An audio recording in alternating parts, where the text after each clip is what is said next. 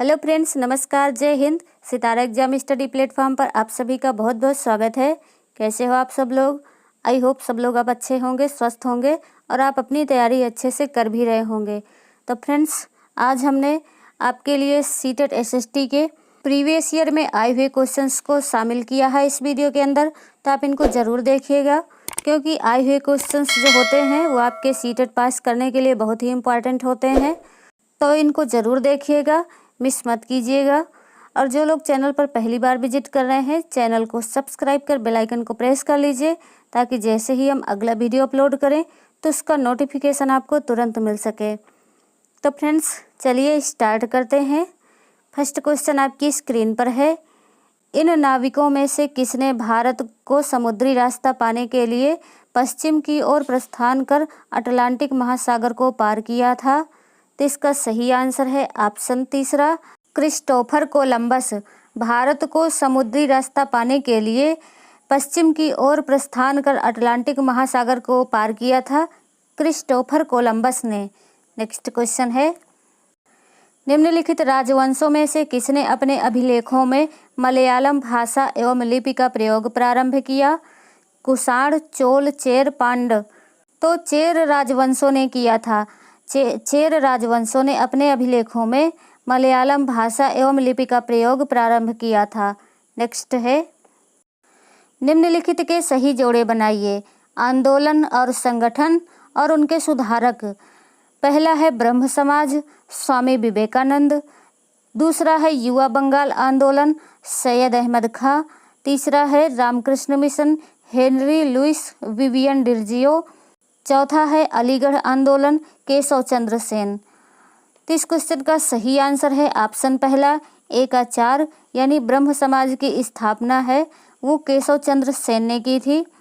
और बी का तीसरा सही है, युवा बंगाल आंदोलन, हेनरी लुइस विवियन डिर्जियो। सी है रामकृष्ण मिशन, इसका पहला सही है स्वामी विवेकानंद। और डी है इसका दूसरा सही है अलीगढ़ आंदोलन, सैयद अहमद खां। सही जोड़े के लिए पहला ऑप्शन सही है। नेक्स्ट क्वेश्चन है, निम्नलिखित के सही जोड़े बनाइए। शैलों के प्रकार और उनके उदाहरण। पहला है अंतर्भेदी आग्नेय शैल, चूना पत्थर। दूसरा है बहिर्भेदी आग्नेय शैल, बलुआ पत्थर। तीसरा है अवसादी शैलें, बेसाल्ट।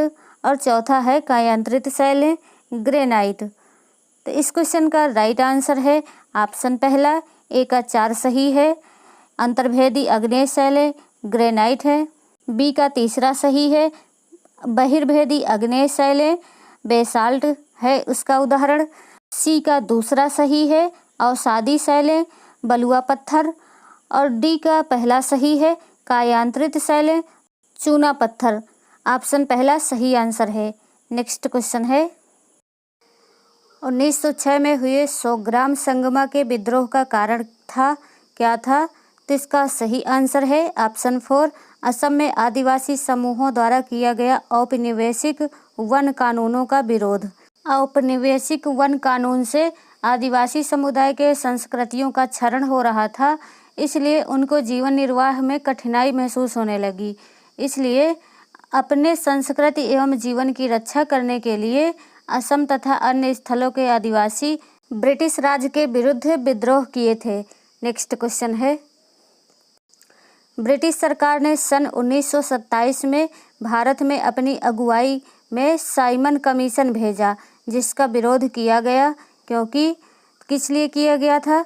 तो इसका सही आंसर है ऑप्शन पहला, इस आयोग में कोई भारतीय प्रतिनिधि नहीं था, इसलिए ब्रिटिश सरकार ने 1927 में जो भारत में अपनी अगुवाई में साइमन कमीशन भेजा था उसका विरोध किया गया था। नेक्स्ट क्वेश्चन है, निम्नलिखित में से कौन सी पृथ्वी दिन की परिभाषा है? तो इसका सही आंसर है ऑप्शन 4, पृथ्वी का अपने अक्ष पर एक चक्कर पूरा करने में लगा समय। पृथ्वी का अपने अक्ष पर एक चक्कर पूरा करने में जो लगा समय है उसे पृथ्वी दिन कहते हैं। नेक्स्ट क्वेश्चन है, भारत के लगभग मध्य भाग से होकर गुजरने वाला प्रमुख अक्षांश है, कौन सा है? तो इसका सही आंसर है ऑप्शन 4, कर्क रेखा है, यानी कर्क वृत्त। भारत के लगभग मध्य भाग से होकर गुजरने वाला जो प्रमुख अक्षांश है वह कर्क रेखा यानी कर्क वृत्त है। नेक्स्ट क्वेश्चन है, वहादत ए दीन अर्थात सभी धर्मों की बुनियादी एकता के हिमायती इनमें से कौन थे? मोहम्मद अली जिन्ना, बाजी मोहम्मद, मौलाना आज़ाद या सैयद अहमद खां? तो इसका सही आंसर है ऑप्शन तीसरा मौलाना आज़ाद। मौलाना आज़ाद वहादत ए दीन यानी सभी धर्मों के बुनियादी एकता के हिमायती थे। नेक्स्ट क्वेश्चन है, वयोवृद्ध गांधीवादी नेता पोट्टी रामुलु निम्नलिखित राज्यों में से किसके बनाने के लिए सन 1952 में भूख हड़ताल पर बैठे? इसका सही आंसर है ऑप्शन 4 आंध्र प्रदेश। आंध्र प्रदेश राज्य बनाने के लिए सन 1952 में भूख हड़ताल पर बैठे थे, वो है वयोवृद्ध गांधीवादी नेता पोट्टी रामुलु।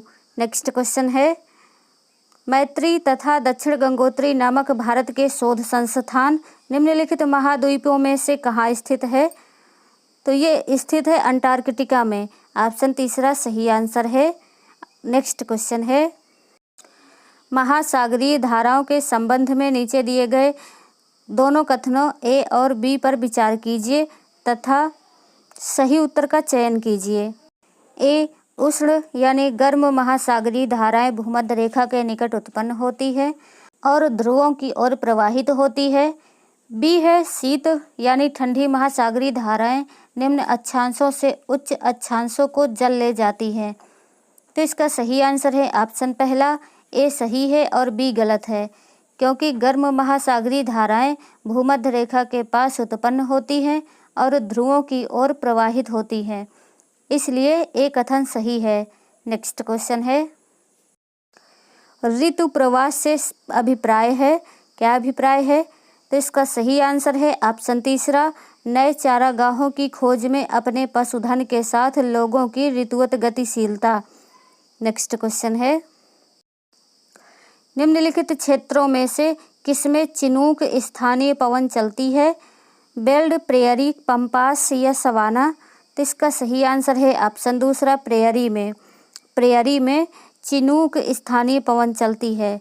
चिनूक रॉकी पर्वत के पूर्व ढलान क्षेत्र अमेरिका के कनाडा में चलने वाली पवनें हैं।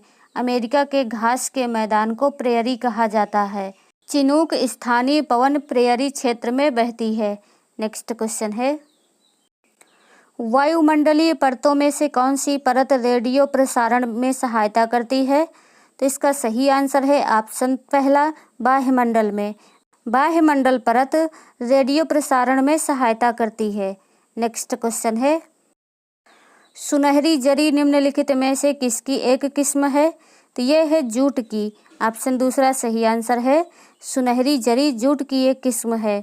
नेक्स्ट क्वेश्चन है, उद्योग के निम्नलिखित प्रकारों में से टोकरी बुनाई किसका एक उदाहरण है? तो यह है लघु आकार का। टोकरी बुनाई लघु आकार का उदाहरण है। नेक्स्ट क्वेश्चन है, पृथ्वी की सतह के निकट स्थित खनिजों को बाहर निकालने के लिए निम्नलिखित में से किस विधि का प्रयोग किया जाता है? यह किया जाता है खनन विधि का। ऑप्शन पहला सही आंसर है। नेक्स्ट क्वेश्चन, जनसंख्या घनत्व से अभिप्राय है, क्या है? तो इसका सही आंसर है ऑप्शन पहला पृथ्वी के पृष्ठ के एक इकाई क्षेत्र में रहने वाले लोगों की संख्या। जनसंख्या घनत्व से अभिप्राय है पृथ्वी के पृष्ठ के एक इकाई क्षेत्र में रहने वाले लोगों की संख्या।